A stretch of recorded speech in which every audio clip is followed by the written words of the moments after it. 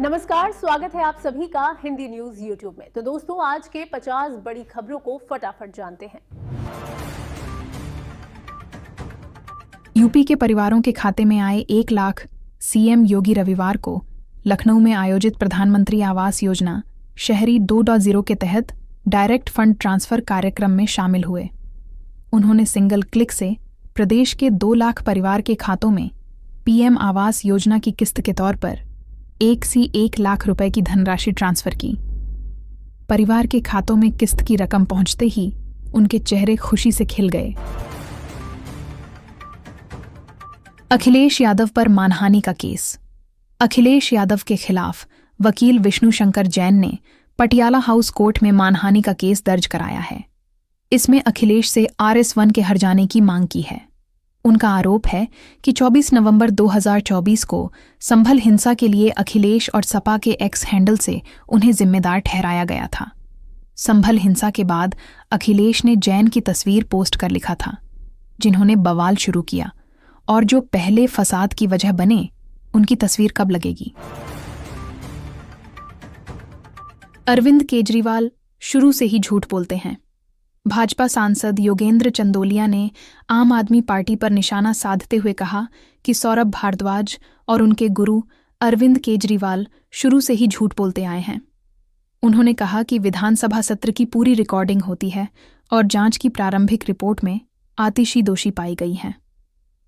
चंदोलिया ने सवाल उठाया कि आतिशी कहाँ हैं और उन्हें कम से कम अपना बयान देना चाहिए। उन्होंने कहा कि सच्चाई सामने आनी चाहिए। गणतंत्र दिवस पर दिल्ली बंद। दिल्ली में गणतंत्र दिवस के जश्न की तैयारियां जोरों पर हैं। 26 जनवरी को स्कूल और कॉलेज बंद रहेंगे। सरकारी कार्यालय और विभाग भी बंद रहेंगे। बैंक बंद रहेंगे और ज्यादातर डाकघर भी बंद रहेंगे। पब्लिक ट्रांसपोर्ट चालू रहेगा और शहर भर में बसें और टैक्सी सर्विस भी सामान्य रूप से संचालित होंगी। दिल्ली मेट्रो की सेवाएं भी नियमित रूप से चलने की उम्मीद है। पिछले साल सुबह 3 बजे से ही मेट्रो सेवा शुरू हो गई थी।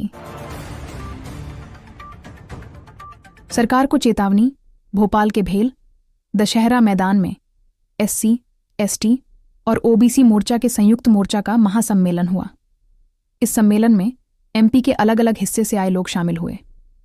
प्रदर्शन कर रहे लोगों ने OBC वर्ग को जनसंख्या के अनुपात में आरक्षण देने, बैकलॉग पदों पर शीघ्र भर्ती, पदोन्नति में OBC वर्ग को आरक्षण, OPS बहाली सहित 20 मांगें रखीं। प्रदर्शनकारियों का कहना है कि उनकी मांगें पूरी नहीं की गईं तो बड़ा आंदोलन किया जाएगा। पटना आ रही ट्रेन को बम से उड़ाने की धमकी। नई दिल्ली से पटना आ रही तेजस राजधानी एक्सप्रेस को बम से उड़ाने की धमकी बाद हड़कंप मच गया। बम की धमकी मिलने के बाद ट्रेन को एहतियातन पंडित दीनदयाल उपाध्याय स्टेशन पर रोका गया। बम की सूचना मिलते ही रेलवे और सुरक्षा एजेंसियां अलर्ट हो गईं और ट्रेन को कोचों को खंगाला गया। हालांकि ट्रेन से कोई संदिग्ध वस्तु बरामद नहीं हुई। अधिकारियों ने पुष्टि की कि बम की धमकी पूरी तरह झूठी थी।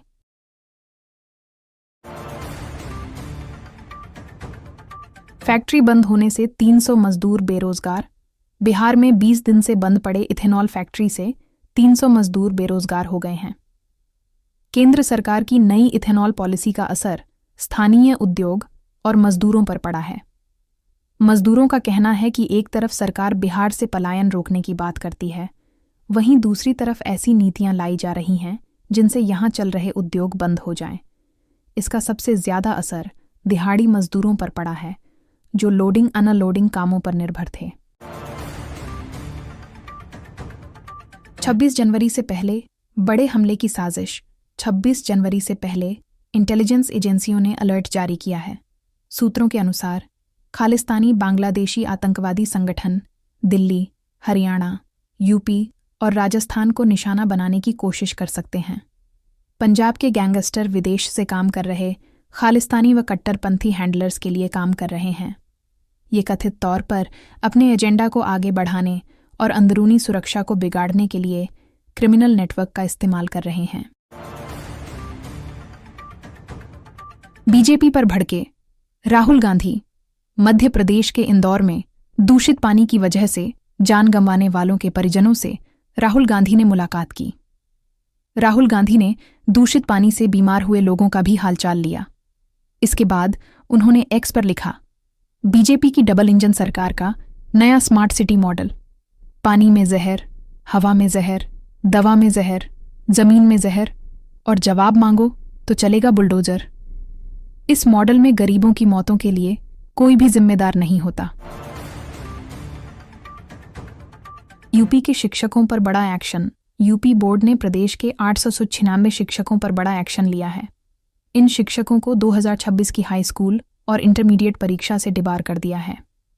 2025 में हुई बोर्ड परीक्षा के दौरान इन्होंने तरह तरह की गड़बड़ियां की थीं। इस गलतियों के लिए बोर्ड ने 3 साल से लेकर आजीवन डिबार करने तक की कार्रवाई की है। वहीं कॉपी गलत चेक करने वाले शिक्षकों पर 50,000 का जुर्माना भी लगाया है। फ्लाइट में बम है।